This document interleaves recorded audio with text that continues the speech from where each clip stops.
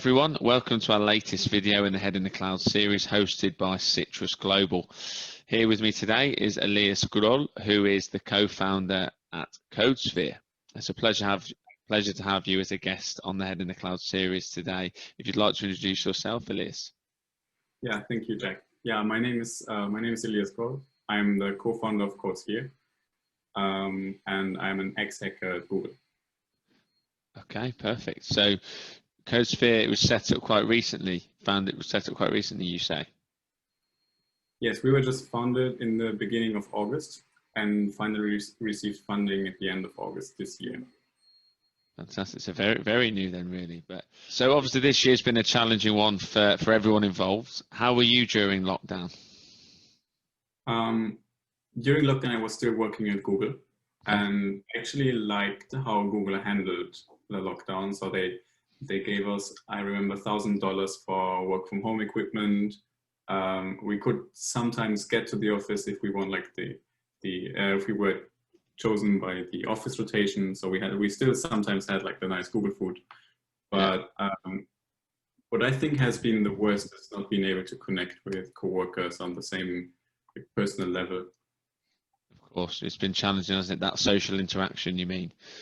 Even things like bouncing ideas off each other when going for a coffee, so to speak. Yeah, it's just super different talking when grabbing a coffee than having to talk via chat. And it's also much easier to misunderstand each other.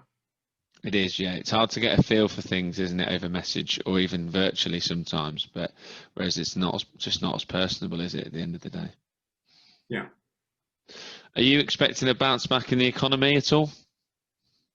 I think because of coronavirus, the digital models, digital economy became way more important than it was already. And also many like materialistic things became way less important. And I think this is taken up by Codesphere incredibly well. So I think we're not really affected with Codesphere, and I think according to the economy, it will bounce back stronger in certain areas, but some areas will be left out for a long time. I don't expect travel to bounce back very fast. Did you say travel? Yeah, travel. Yeah, travel and tourism. Yeah. Tourism. No, you're absolutely right. I think within these times, there's always companies and sectors that are going to prosper, and it's going to impact certain companies a lot worse. Like, travel, tourism, hospitality, they've obviously felt the hit. But, like e-commerce, any health-related companies or startups, they're going to be prospering, aren't they, in these sorts of environments? And as you say, digitalization, I think people realize the importance of it now, or companies certainly do, for sure. What would you say is the most important trend in cloud computing, Elias? I think with all the cloud providers being set up for big companies, now in the next years it will focus a bit more on the long tail customers, like the smaller companies, startups. And the problem right now with the startups, which we are trying to tackle as well as Codesphere, is that it's still very, very expensive and difficult to set up just an environment to start, like a DevOps environment for your cloud provider. Actually launching your product with all the different steps that it takes is still very complex, and especially expensive for startups and younger companies. And so I think the solution which we are trying to bring to the market, and also others are getting to that market, is that we make like the ramp up time for projects way shorter. So if you compare it with other tools, there's so many tools popping up, like GitHub Codespaces, Glitch, Gitpod, and many Code Sandbox, many other companies, which make it way easier to launch a project, to launch an idea. Yeah. Okay. Well, I mean, you said you were working at Google before, and now you're working at Codesphere. What obviously you set up during this difficult time. What have been the main lessons that you've learned throughout all this? Mm. Oh, let me think of this. So, when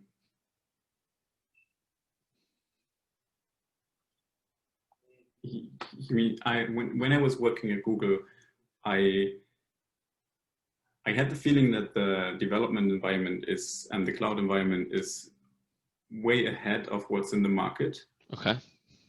But still very much to do. So you still had to be an expert to set something up. It wasn't like you could just go in and start and have your service running and it would scale. So yeah, I think what I learned is that these kind of technologies can really boost a company, and that they're not out there in the market yet, and that they are of course valuable for companies like Google, but that they are even more valuable for companies who want to start off. Interesting. Okay, so you mentioned that you told me that Codesphere operates in a very hot space with companies like Vercel or Code Sandbox. What are the main, or what is unique about Codesphere? Codesphere is a bit like an all-in-one approach, like an end-to-end approach. Okay. It may not be suited for everything, but Codesphere is like a mix of an online IDE and a small cloud provider. So I can just log in my browser and I can already start coding, and everything will be deployed for me, but not just be online, but deployed onto like scalable infrastructure, and I don't have to care about it. So this is one unique thing, that it will not just deploy, but deploy to scale. And the second thing is that we don't just do it, we generate configuration for that, for Kubernetes, for Helm. And if you want to change that configuration because you're unhappy with how we deployed your infrastructure, you can just change it and we will deploy it for you.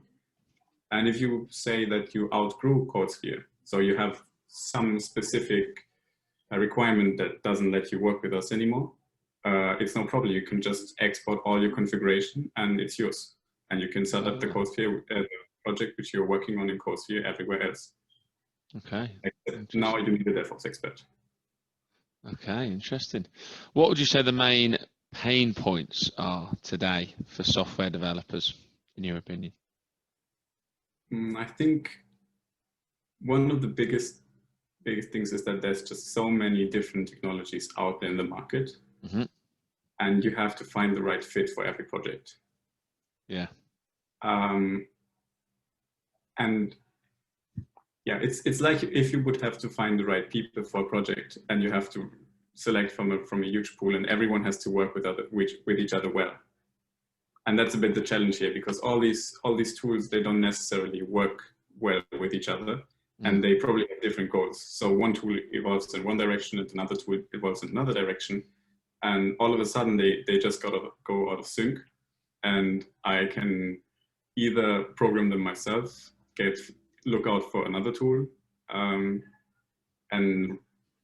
code the integration again, or stay on the legacy tool, which might end support in some time, and I won't get security updates and stuff like that. This is a huge pain point right now, which is also good, because it's good that we have all that innovation, but it also leads to a very mixed space where you have to be very aware of what is there, and you have very many complex decisions which you can't foresee already when you do it. Okay. So what would you say the main advantages or disadvantages are of programming in the cloud?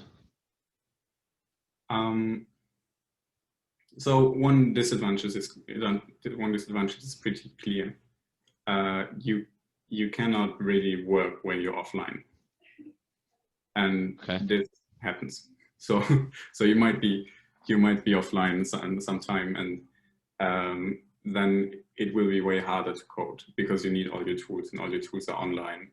And yeah, but that also brings a different point of view, because if you work online and all your code and all the performance related tasks and all the intelligence runs on servers, there can be just way more performance and way more intelligence for my local environment than my desktop could take. So I can run way more complex environments and way smarter tools just because I have the power of hundreds of servers and I'm not working on my desktop. And companies like Google consider this a reasonable trade-off. And yeah, I think that software development will be 100% cloud-based, at least for all the cloud-based tools. Like, if you program for the cloud, if you program a web app that's talking to servers, talking to databases, you need the connection anyways. So I think that those, as long as the tools get better, this kind of development will be 100% cloud-based in just a few years. Okay, interesting point there. Very interesting. I mean, as a result of all this, you know, post-COVID now, I'm sure that you had that option to do remote work at Google. I'm sure well, it sounds like they were very flexible, as you mentioned there, but what do you think is here to stay as a result of all that's happened this year? I think many people like working from home, not all the time, but I think there's been many companies, especially in Germany, who didn't really allow working from home for a longer period of time, maybe once a week, maybe twice a week, but not like that this is the main workspace. Yeah. And I think this will change. I think many companies will allow it, and yeah, and just notice the potential that if they have to, that it actually has benefits and that they can leave the choice to the people. So I think this is here to stay. Yeah. I'd agree on that. Yeah, for sure. I think a lot of companies now, well, I've worked roles in the past with certain, let's say, enterprises who have a bit more of an older mindset, and they've missed out on probably some of the best talent because they didn't show that, like, I suppose, flexibility to allow them to work from home. Whereas now, moving forward, I think that this year's taught a lot of people that people can be trusted to work from home, and I feel that it could definitely open more doors. So you definitely see that when people cannot, like when companies don't allow people to work from home, that people are not willing to work for those companies. Yeah, I agree. It's like I think there's been a bit of a switch in the mindset this year that's from that, I think, and also speaking to candidates now about prospect opportunities there, it's a requirement for a lot of the guys. You know, a lot of people expect an element of work from home, you know, or at least the choice, you know. So yeah, I understand that. I mean, it becomes interesting. I mean, for development, it's kind of easy to work from home, as long as there's the infrastructure. So I mean, sometimes it's difficult because some companies have like very, very confidential code and very confidential products. Yeah. And if I'm working from home, there's still like a risk that someone is sniffing on my Wi-Fi and that they will get access to those kind of information. Yeah. But I'm also interested in how did it change for designers? How did it change for not so tech people? Like how is it for managers? Are managers demanding more work from home? Yeah, I think speaking to certain managers, or how we've had a few CTOs as guests on the Head in the Cloud series, and they've said it's much more difficult to get a gauge and an understanding of their team or to manage people because, you know, a 15-minute Zoom call doesn't quite cut it compared to a personable meeting or chatting to them in the coffee, you know, whilst making a coffee or seeing them at their desk, etc. So it's trying to find that balance, I suppose, isn't it?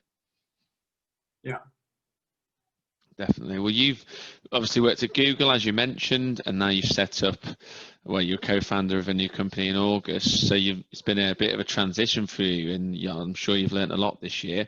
What advice would you give to businesses moving forwards, knowing what you know now?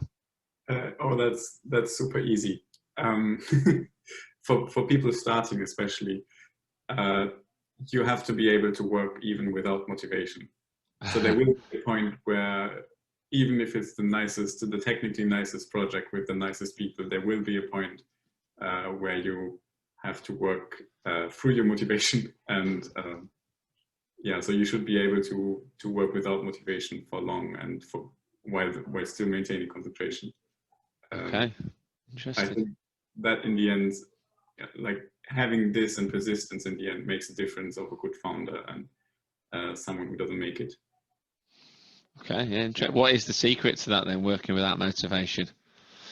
Just keep plodding along, you mean? Well, just do it. Just get it done. Yeah. Okay.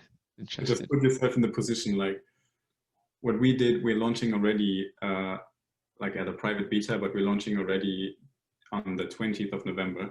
Yeah. And we had some code before, but like the project was still far from done when we started the company in August. Mm-hmm. And yeah, so we have a really tough deadline, and we set it ourselves, so that helps. Okay, good. All right. So in such a situation that we're in, how would hiring change, and what would you expect from a modern talent partner? I think what for me was difficult in the last month, so we had some hires, and what's difficult for me is if you have to act really fast and you as well have all the stuff with coronavirus, so you can't really get to know the people personally. Yeah, that makes it especially hard to hire good talent, because you cannot connect with them on a personal level really easily. You also have to find out if they're good enough, not only if they're good enough, but also if they're working well with you. Mm-hmm. And a hiring partner should be flexible in a way that, and also filter well in a way that they should provide us with something that we can bring right now, and this is mostly verification. So we are overrun by people since we started Codesphere and since we announced our funding. We get calls from investors almost every day. We get applications from developers almost every day, also from Google and Apple. But it's still very hard to verify that. And not that it wouldn't work, but it's just a lot of time which we don't have at this time, because we have to move forward fast. And every bad decision in hiring is really, really bad for us. So okay, understood.